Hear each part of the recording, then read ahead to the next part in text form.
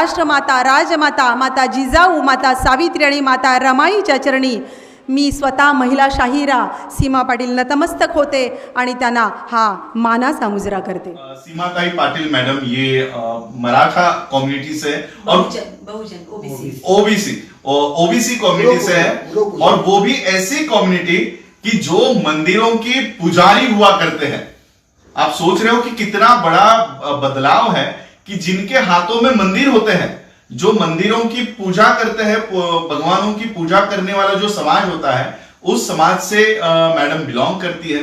और उन्होंने 25 अक्टूबर 2020 अशोका विजयादशमी, जिस दिन डॉक्टर बाबा साहब अम्बेडकर जी ने बौद्ध धर्म की दीक्षा ग्रहण की थी, उसी दिन चैत्य भूमि, जहां पर बाबा साहब अम्बेडकर जी का स्मारक है, वहीं पर जाकर समुद्र में जितने भी घर हैं, जितने भी भगवान हैं, जितने भी देवी देवता हैं, घर में जितने भी थे, वो उठाकर उन्होंने समंदर में उनका विसर्जन कर दिया.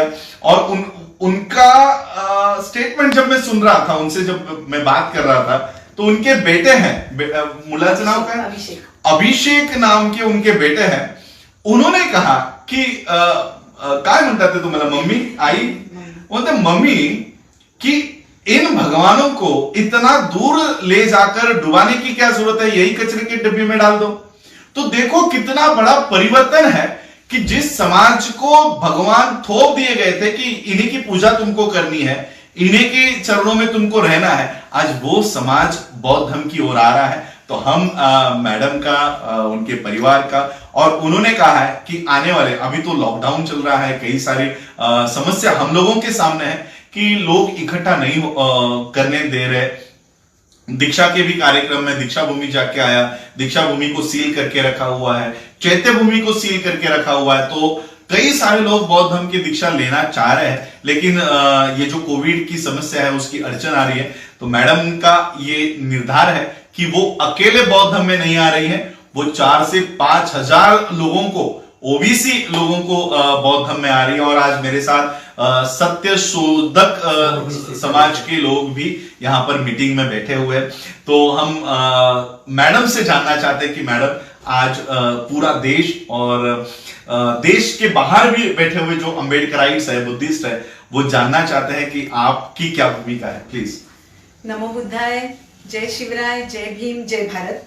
मैं भारतीय महिला शाहिरा सीमा पाटिल, और आज यहाँ पे हमारे आदरणीय राजरत्न अम्बेडकर जी सर, इनके साथ बहुत चर्चा हुई. हम लोग बदलापुर पहुंचे, हमारी सारी वी द पीपल की टीम, अम्बेडकर राइट्स वर्ली, यहाँ से हमारे आदरणीय एडवोकेट अजय जी भोसले सर, आदरणीय सूर्यकांत बापू सर, और आदरणीय बौद्धाचार्य, कवि, गायक गुणाजी काजिरडेकर.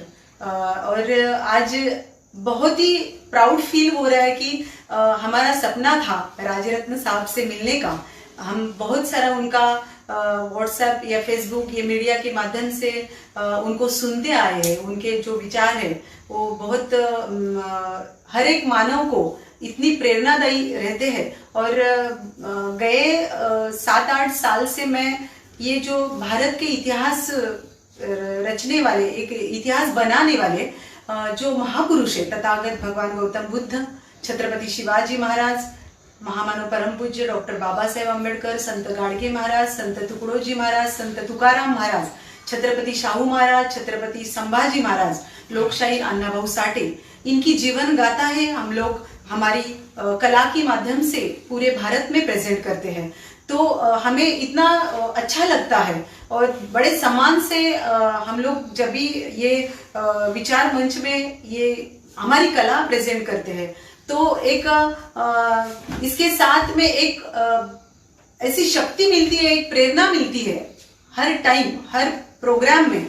तो ये करते करते मैं बहुजन समाज से हूँ, और अभी सर ने बताया कि ये जो थोपा गया था हर एक समाज के ऊपर, जो अंधविश्वास, जो चमत्कार, जो कर्मकांड, ये जो सब है वो ये पूरे भारत में है. और ये बहुत बड़ी दुख की बात है कि इसको लोग फॉलो कर रहे हैं. डॉक्टर बाबा साहेब अम्बेडकर जी ने कहा था कि आप पढ़ो, हर किताब पढ़ो. बाबा साहब ने इतनी ऊंची शिक्षा ली, देश विदेश जाके वो पढ़े, इतना नॉलेज दिया, और उन्होंने बुद्ध धम्म को अपनाया क्योंकि ये जो बुद्ध धम्म है वो विज्ञान के ऊपर आधारित है। इसमें ना कर्मकांड है, ना कुछ इसमें चमत्कार है या बुआबाजी है, ना कुछ इसमें ऐसा कुछ भी नहीं है। ये खुद सच जानो क्या है, अत्यदीप भव। आप स्वयं प्रकाशित होकर खुद के विचार को, खुद के मन को आप सवाल करो। और ये सब मैंने गए 6-7-8 साल से मैं भारत के सुप्रसिद्ध संगीतकार जॉली दादा मोरे और हमारी टीम की माध्यम से, और हमारे आदरणीय गुरुवर्य विजय कुमार गवई सर, आदरणीय ताड़े मामा, आदरणीय रामटेके सर, आदरणीय प्रमोद लोने सर, ऐसे बहुत सारे बड़े लोगों से बहुत कुछ पढ़ने के लिए मिला, बहुत सारी किताबें मिली। और ये पढ़कर मैंने खुद के मन को बहुत सारे सवाल किए। जब भी मैंने ये मन में ठान लिया कि मैं लास्ट मतलब संयुक्त जयंती के प्रोग्राम हम लोग पूरे भारत में करते हैं, तो लास्ट जयंती में मैंने अनाउंस किया था, नहीं 4 दिसंबर में सत्यशोधक समाज की तरफ से ये जो डॉक्टर बाबा साहेब अम्बेडकर को अभिवादन सभा जो BIT चाल पर ली जाती है, तो वहां पे भी मैंने अनाउंस किया था।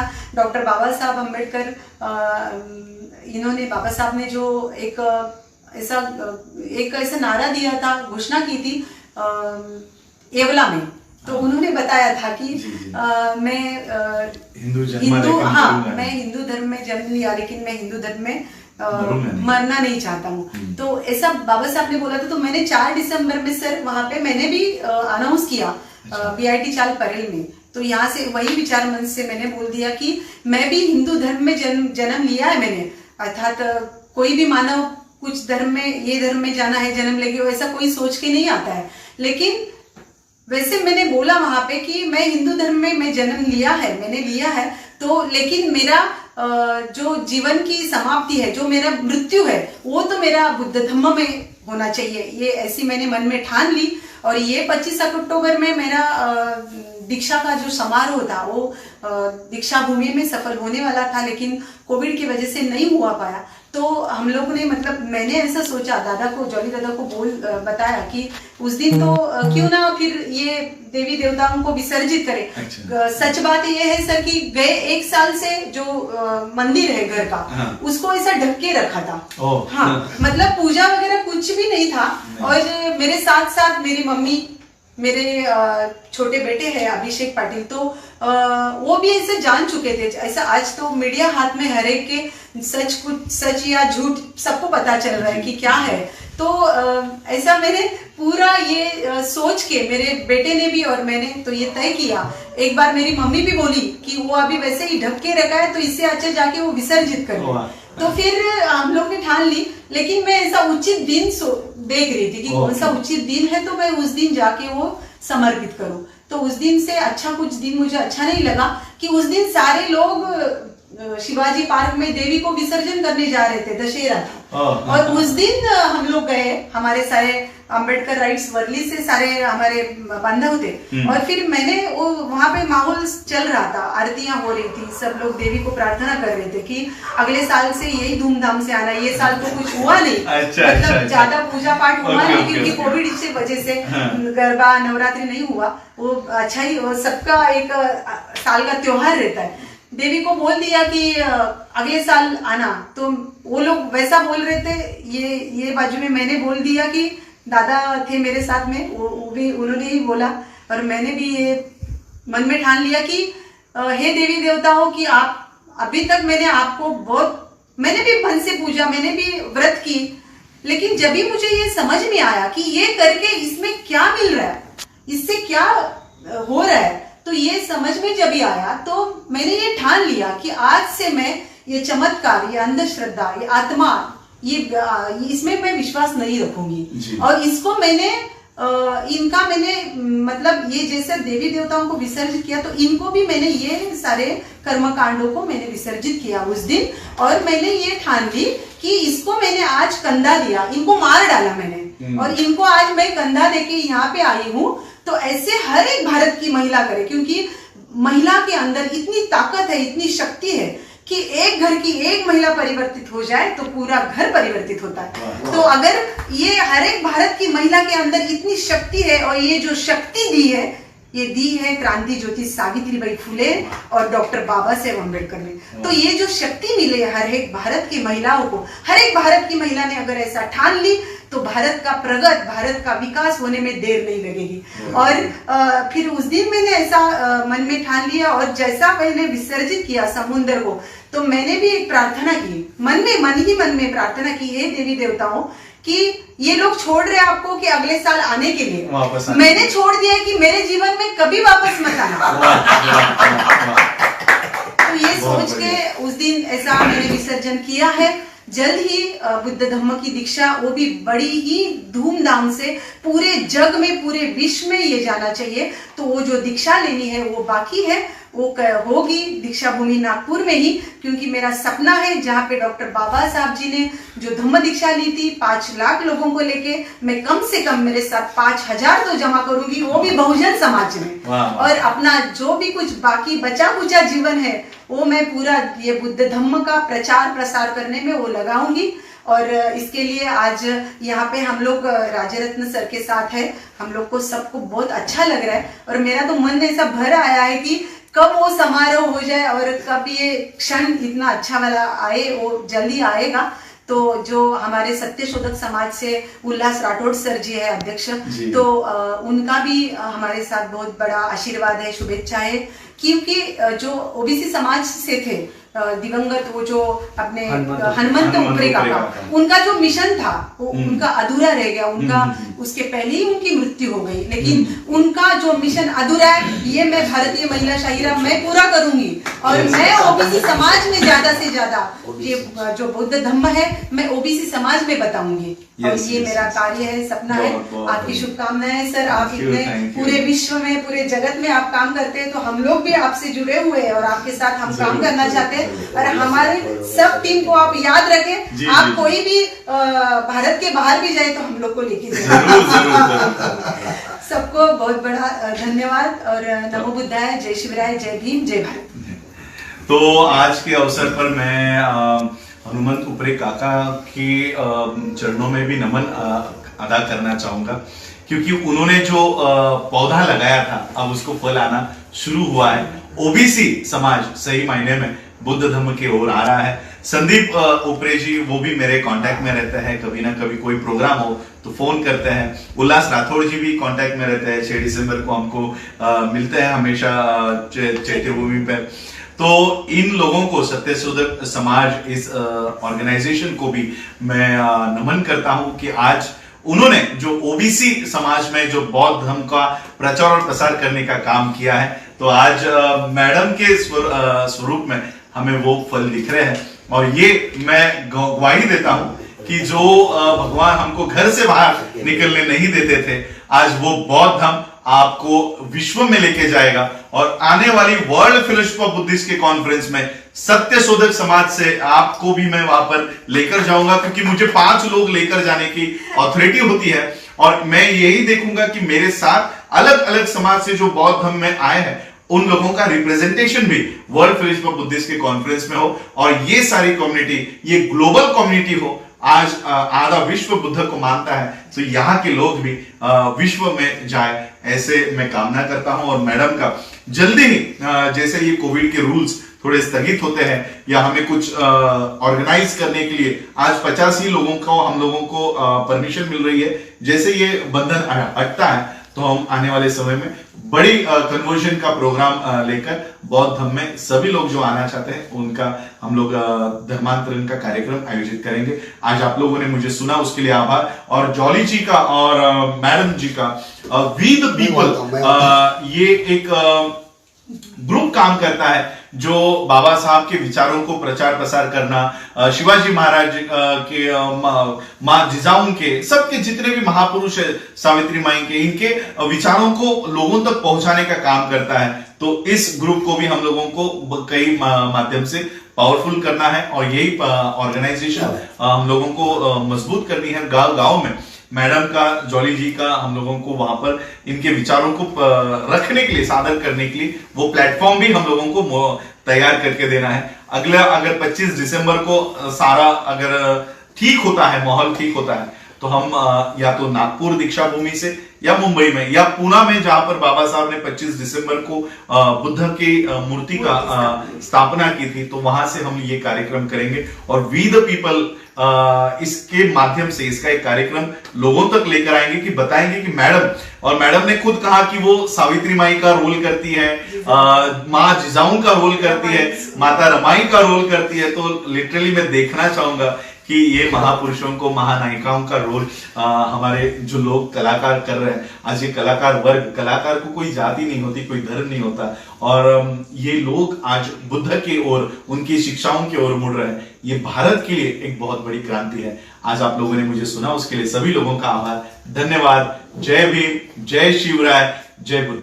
450 वर्षापूर्वी या महाराष्ट्राच्या मातीमध्ये एका रणरागिणीचा जन्म झाला, जिने जंगलातल्या अकराळ विक्राळ सिंहाच्या पायात रुतलेला काटा काढण्याचे धाडस केले। आणि हीच धाडसी रणरागिणी भोसले घराण्याची कुलवधू झाली, छत्रपती शहाजी महाराजांची सौभाग्यवती झाली, जिच्या कुशीतून स्वराज्याचं देखणं स्वप्न जन्माला आलं। बाळ शिवबानं जन्म घेतला आणि याच बाळ शिवबानं आई जिजाऊचं स्वप्न सत्यात उतरवलं। अशी ती राष्ट्रमाता, राजमाता, माता जिजाऊ। आणि म्हणूनच राजमाता जिजाऊचा जन्म झाला नसता, राष्ट्रमाता जिजाऊचा जन्म झाला नसता, तर या रयतेला बाळ शिवबासारखा राजा मिळालाच नसता। राष्ट्रमाता, राजमाता, माता सावित्रीबाई फुले यांचा जन्म झाला नसता, तर भारतातील कुठलीच महिला शिक्षण घेऊ शकली नसती। आणि जर का माता रमाईचा जन्म झाला नसता, जर का माता रमाईचा जन्म झाला नसता, तर डॉक्टर बाबासाहेब आंबेडकरांद्वारे लिहिलेले संविधान या भारत देशाला मिळालेच नसते। आणि याचप्रमाणे माता यशोधरेचा जन्म झाला नसता, तर सिद्धार्थ गौतमाला बुद्धत्व प्राप्त झालेच नसते। आणि म्हणूनच अशा या राष्ट्रमाता, राजमाता, माता जिजाऊ, माता सावित्री आणि माता रमाईच्या चरणी मी स्वतः महिला शाहिरा सीमा पाटील नतमस्तक होते आणि त्यांना हा मानाचा मुजरा करते। बहुजनातील शूर महिलांनी पावन केली भूमी ग, अहो बहुजनातील शूर महिलांनी पावन केली भूमी ग, पावन केली भूमी ग बाई बाई, पावन केली भूमी ग, अग पावन केली भूमी ग बाई बाई, पावन केली भूमी ग। अशी जिजामाता सावित्री रमाई वाणी, जिजामाता सावित्री रमाई वाणी बनून दावा तुम्ही ग, अशी जिजामाता सावित्री रमाई वाणी बनून दावा तुम्ही ग। राष्ट्रमाता, राजमाता, माता जिजाऊ, याच राष्ट्रमाता जिजाऊला मनापासून वंदन करते आणि म्हणते की हे राष्ट्रमाते आई जिजाऊ, तू नांद आमुच्या घराघरात, सिंहासनी बैस या काळजात, तुला आरतीने स्तोत्रात गाऊ, हे राष्ट्रमाते आई जिजाऊ। आणि म्हणूनच महाराष्ट्रातल्या प्रत्येक घराघरामध्ये बाळ शिवा आणि बाळ भिवा यांनी पुन्हा एकदा जन्म घ्यावा असं तुम्हा प्रत्येकाला वाटत असेल। महाराष्ट्राच्या प्रत्येक घराघरामध्ये बाळ शिवा आणि बाळ भिवा यांनी पुन्हा एकदा जन्म घ्यावा असं तुम्हा प्रत्येकाला वाटत असेल, तर आधी प्रत्येक घराघरामध्ये आई जिजाई आणि आई भीमाई जन्माला यायला पाहिजे, तेव्हाच बाळ शिवा आणि बाळ भिवा जन्माला येईल। जुलमिती मोगलांची शाही पाही डोळ्यान जिजाई, जुलमिती मोगलांची शाही पाही डोळ्यान जिजाई, बाळ शिवबाला लढाई शिकवी शिवबाची आई, बाळ शिवबाला लढाई शिकवी शिवबाची आई, पारतंत्र्यातून स्वराज्य आणलं केली नष्ट गुलामी ग, अहो पारतंत्र्यातून स्वराज्य आणलं केली नष्ट गुलामी ग, केली नष्ट गुलामी ग बाई बाई, केली नष्ट गुलामी ग। अशी जिजामाता सावित्री रमाई वाणी, जिजामाता सावित्री रमाई वाणी बनून दावा तुम्ही ग, जिजामाता सावित्री रमाई वाणी बनून दावा तुम्ही ग।